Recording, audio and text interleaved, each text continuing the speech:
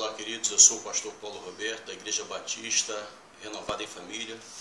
Quero deixar para a sua reflexão o livro de 2 Reis, capítulo 20, apenas o versículo 1, que diz: naquele tempo Ezequias ficou doente e quase morreu. O profeta Isaías, filho de Amós, foi visitá-lo e lhe disse: assim diz o Senhor, ponha em ordem a sua casa, pois você vai morrer e não se recuperará. Queridos, eu acredito que tudo que Deus faz por nós é bom. Eu não tenho nenhuma dúvida que Deus sempre busca fazer o melhor para que nós possamos nos sentir felizes e nos sentirmos amados pelo Senhor. No entanto, há coisas que Deus faz que nós não aceitamos muito bem. A gente tem o hábito de achar que as coisas boas de Deus são só aquelas que agradam o nosso coração, que traz alegria para a alma e que possivelmente nos faça sentir melhor e confortavelmente mais tranquilos. No entanto, há coisas que Deus faz que a gente não consegue aceitar como de Deus, porque parece que é meio duro aquilo que Deus está fazendo em nossa vida. Você acabou de ler um texto que trata da vida e da quase morte do rei Ezequias, e que foi um dos melhores reis que Israel já teve. Ezequias foi um rei que fez tudo o contrário que seu pai fez. E quando seu pai levou o povo de Israel à idolatria e destruiu todos os valores morais e espirituais, você vê o rei Ezequias fazendo tudo o contrário.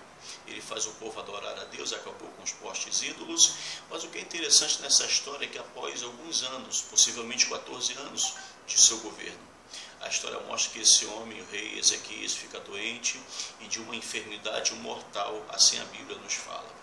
E quando esse homem estava à beira da morte, vem visitá-lo o maior profeta do Antigo Testamento, que foi o profeta Isaías. E quando o profeta Isaías chega nos seus aposentos, os aposentos reais, é bem possível que eu ou você, se estivéssemos no lugar do rei Ezequias, pensaríamos que Deus mandou o seu servo para nos curar, quando não foi isso que esse homem ouviu.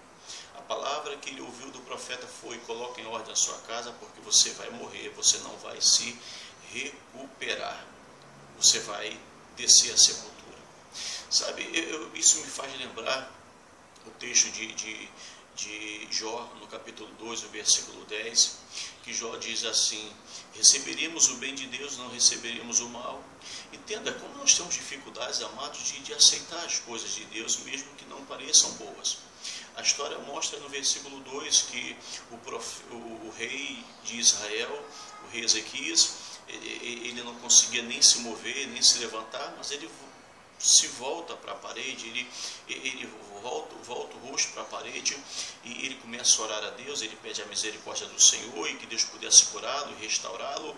Ele coloca diante de Deus que andou reto diante do Senhor, ele apresenta o seu currículo espiritual a Deus, e assim que ele termina de orar, a palavra do Senhor diz que antes que o profeta Isaías saísse do portão principal da cidade, Deus chama o profeta e diz: volta lá e diz ao meu servo que eu acrescentei 15 anos de vida a mais para ele. Ou melhor, eu mudei de opinião, eu vou dar mais 15 anos de vida. Ao terceiro dia ele vai se levantar, ele subirá à minha casa e ele vai me adorar.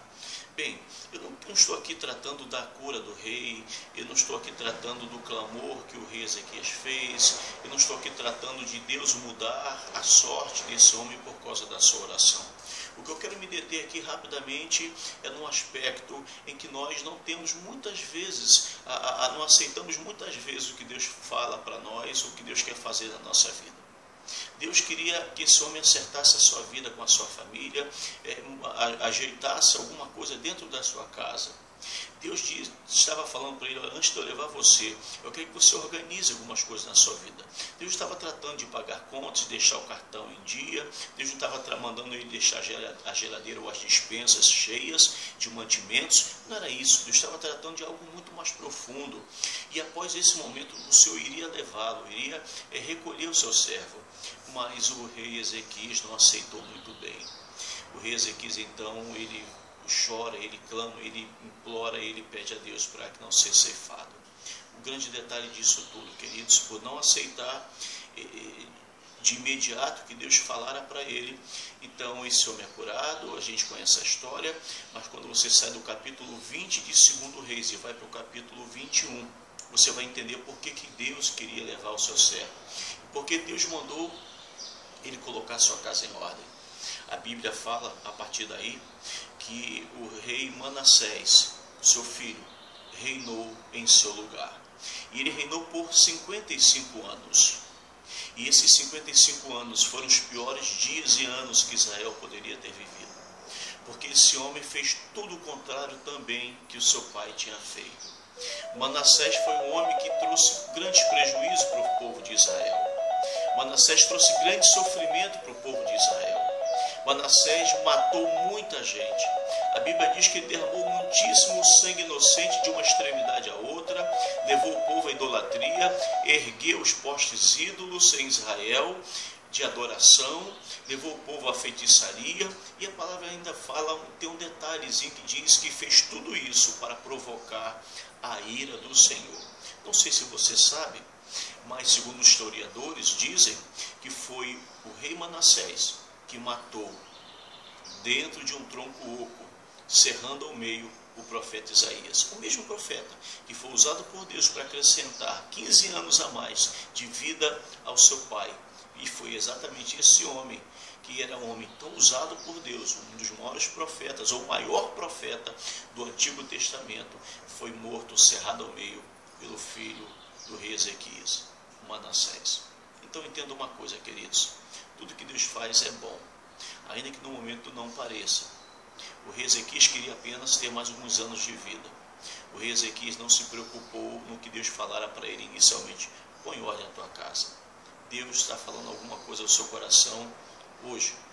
Sabe, se Deus falou para você, através da sua palavra, de algum meio que Ele usa para falar com você, aceite. Ainda que no momento você não entenda e você veja, não consiga receber isso tão bem no seu coração. Mas se Deus falou alguma coisa para você, aceite e faça, porque Deus sabe o que faz. Então entenda uma coisa, aceite o que Deus faz na sua vida.